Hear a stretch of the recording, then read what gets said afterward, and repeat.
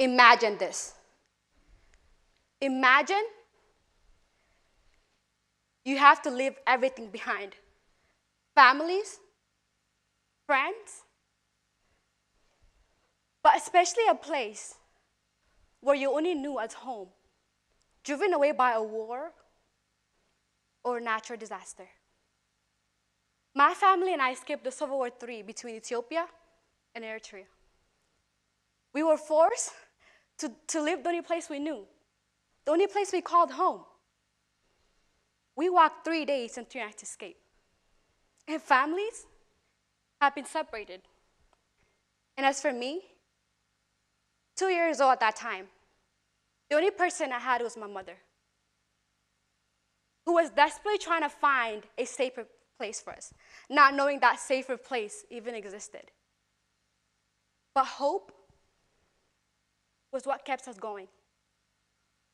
Instead of running away from our enemy's territory, we ran to them, hoping that if they know how bad our own government had treated us, they might let us settle in the refugee camps in Ethiopia. After going through many struggles, we were settled in refugee camps, where I was raised until I was 9. We found a place where we could stop running and hiding, but it didn't feel like home. But as for me today, I can say I found a place to call it home in Phoenix, Arizona. My name is Elena Alsen, and I am a refugee. Many of us today think refugees are a group of people trying to find a refuge in another country. But that's far from the truth. We didn't leave our country because we wanted to. We left because we were hunted down like animals, killed like animals, labeled as animals. We didn't leave out of free will. We left because every day we woke up to fear. Fear of survival, fear of being killed, fear of being separated from our families. We left because the only place where we called home became a battlefield. We left to find a safer place to call home. Every refugee has a story that should be told. A story that separated them from everyone else.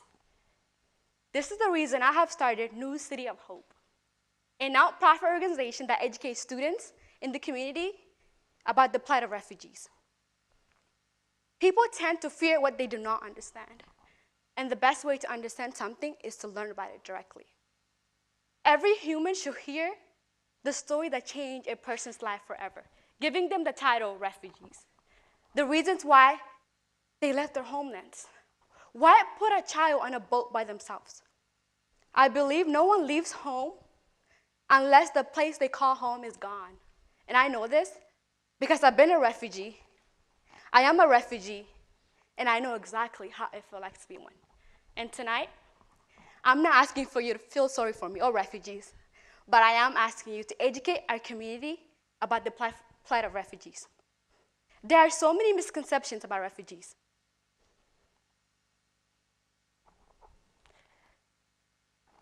Every person thinks refugees are here to steal your job. I am not here to steal your job. I am not here to hurt this country, but I am here to survive. I'm here to find a place that provides equal opportunities, a place where I can be successful. Because the place where I come from, success is the most impossible thing. And thinking about it is just a poison to the mind. So help me. Help me educate our community about refugees. We did not choose to be a refugee. We were proud to be survivors. Ask us why and how we got here, and we'll be glad to share. Every refugee has a story, so listen. Ask them to share their story. They did not choose to be a refugee, but they are proud to be survivors. I believe the strongest people are not those who show strength in front of us, but those who win battles we know nothing about. So remind refugees of their strength, their courage, and their victory.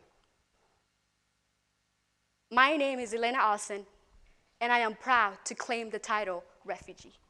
Thank you.